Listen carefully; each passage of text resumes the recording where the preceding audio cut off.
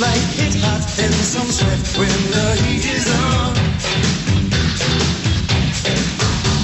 Some feel the heat and decide that they can't go on.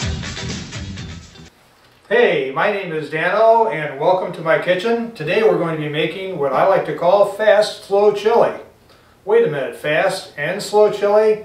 Yeah, it's fast because we throw it together very quickly, but it's slow because we're going to cook it in the crock pot to allow all those flavors to meld together. So stick with me and we'll get started right away. Our first ingredient is beef stew meat, which works really well in this recipe.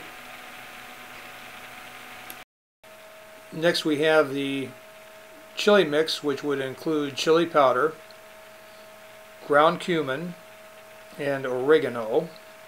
But if you don't want to go to all that bother, just try a good old package of McCormick's original chili mix. That's what I'm going to use today. Next on our list, you need tomatoes. I'm using diced today, and also kidney beans, which I got on sale, about 59 cents a can. And almost last but not least, we're going to go ahead and take a white onion. You can also use yellow if you prefer. We're going to cut her up, and I think I'm going to use just half of this. This is a pretty big onion today. I'm just going to go with half of it, but we'll make a cut down the middle, do some quick cuts along the rib there, and cross cut to get our basic chop, and then just chop that up. And then that's all set to go, just that quickly.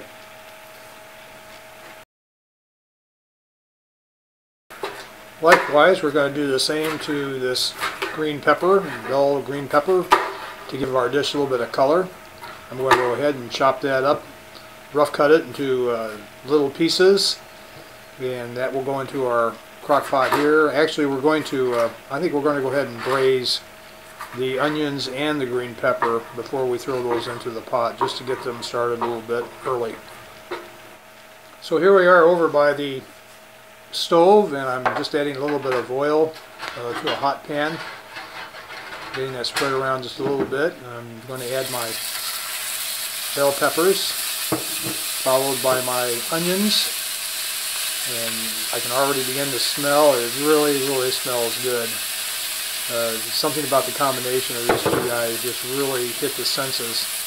A little salt, a little pepper to just spice them up a little bit, and it's already looking good to me.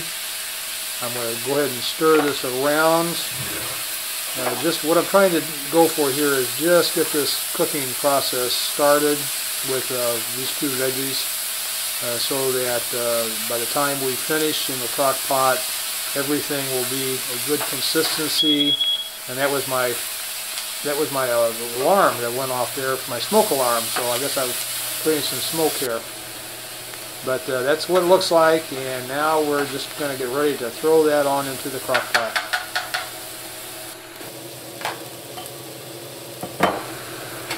And on in they go. We're just going to throw them in here. I've already got the crock pot started. I think I mentioned that a couple of times, but can't mention it too often. Getting every little bit of that in there. We're ready for our stew meat now. I'm throwing that into the pan. The pan is still hot. Looks pretty good. Gonna mix it up just a little bit. What I'm going for here is to get even browning on all sides of the meat, so that the appearance is there when I have the finished chili dish.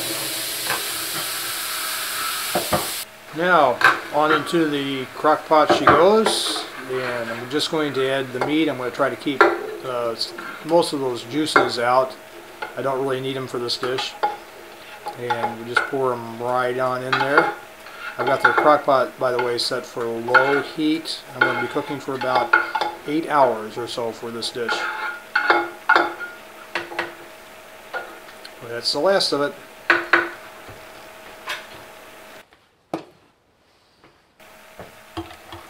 Okay, we're getting close to the end of this deal. I'm adding just a little bit of tomato sauce I had extra laying around, and I'm doing that for consistency more than anything else. It makes it look a little bit better. You can see it's beginning to look a little bit like chili. We got the lumpy tomatoes in there. We got the beef going for us. Haven't put the beans in. That'll be toward the end.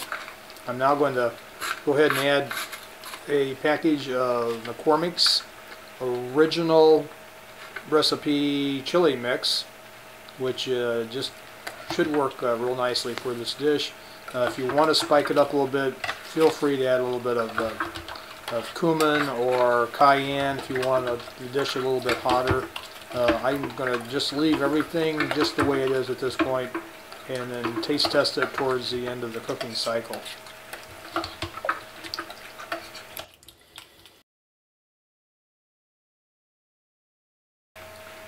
Okay, it's time to add the beans, and sorry it's so dark in here right now. It's later in the day. I didn't take into account that, but we're going to go ahead and throw the beans in to our meal, and then we just got one more hour to go, and we will see what the finished result looks like.